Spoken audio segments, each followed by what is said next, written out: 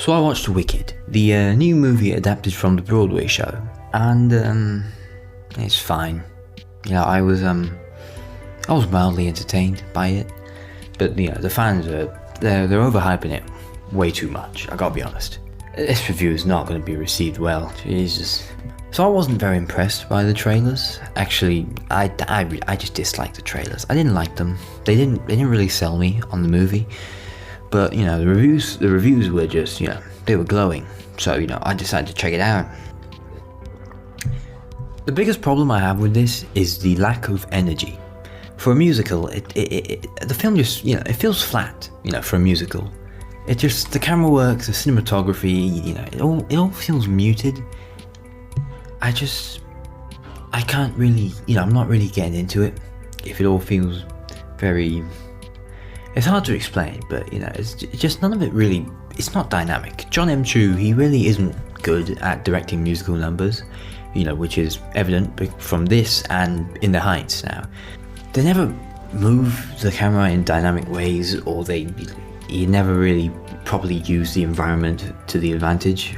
The camera just slightly moves around following the scene while the actors on screen are, they're giving it their all. I gotta be honest, the actors are great. And even Defying Gravity is underwhelming because the direction's just the camera just goes around them. It doesn't really do much. It's just there. But until the last part of Defying Gravity is actually very good. I gotta be honest, it is pretty damn good. But the best sequence is easily Dancing Through Life. Because the camera work, the performances, the use of the environment they're in, it is all incredibly creative and it's very entertaining. And I also really liked that spinning set they built for it, where they all jump in there, and you should watch it because they all jump in there and it just kind of spins around. It's really good. It's really cool. And there's also a really good part where he jumps through a ladder. Jonathan Bailey. It's a really good scene. It's a very, very good scene. I mean, just the sets and production design, they're all incredible in this. It's so well made, it's so creative, and it almost feels like genuinely real places. The problem, as has been said many times before me, is just the lighting and the colour. Because the colour it's incredibly dull, and the lighting is way too bright. It's way too bright. The backlight during Dancing Through Life, it's just blinding.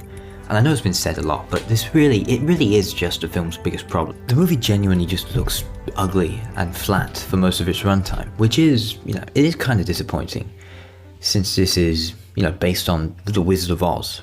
The performances are definitely a big highlight of this film. I mean, Cynthia's performance, it ranges from great to cringeworthy at times, but overall she's very good in the role. Ariana Grande and Jonathan Bailey, easily the best. I mean, Ariana Grande, she just has a great voice and incredibly good comedic timing. I didn't really see it coming. And Jonathan Bailey, I mean, he's just incredibly charismatic. This is the first time I've actually seen both of them in an acting role, and I'm very impressed. I am very impressed. I will be, watching Jonathan Bailey's career with great interest. The other characters, though, are either completely undeveloped or just annoying to watch. Bok is slightly annoying at times, but he is mostly entertaining to watch. Jeff Goldblum is Jeff Goldblum. It's always fun to watch Jeff Goldblum. Peter Dinklage is fine. He plays the goat. He doesn't really get much to do, honestly. I think it'll probably, be more in the sequel. Michelle Yeoh, she's kind of disappointing in this, but then again, it's like she didn't really have much to do in the first place. So, I'm hoping she has a bigger role in part 2. Yeah. Oh yeah, this is a part 1. This is not the full movie. This is half a movie, and it's undeniably funny because it opens with Ariana Grande saying, "Let me tell you the whole story," which is just that's probably the funniest joke of the entire movie. It definitely feels like a part 1 at times, but for the most part, the pacing it's very smooth. It just kind of goes by. You don't really notice that it's like 2 hours and 40 minutes long, but it does at parts feel a little long, but never really too much.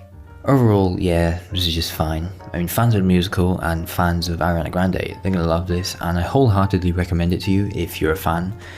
But this didn't really work for me. Just the lack of real passion from everyone that isn't Ariana Grande, Jonathan Bailey, Cynthia Erivo, the set designers, the prop designers, the costume designers, it really just drags this film down. Wicked gets 3 stars from me. it's perfectly serviceable, and it would definitely be a good time for the whole family. But yeah, that's all I got. I'm sure the Ariana Grande fans are gonna hate this review, but it is what it is, I really wish I liked this more, but I just didn't. I just couldn't get into it that much. But I am looking forward to part 2 though. And I don't know if you've noticed, but this is not actually connected. It's my microphone is here, and I'm talking into a Blue Yeti right here. Here it is. But since this was it's too heavy to hold. I don't want to hold that, so I'm just using this for fun. I kind of like it. I have it. I don't have the cable because it's broken, but it is what it is, eh? New review probably next week, maybe Saturday. Who's to say? Could be this Saturday. I don't know.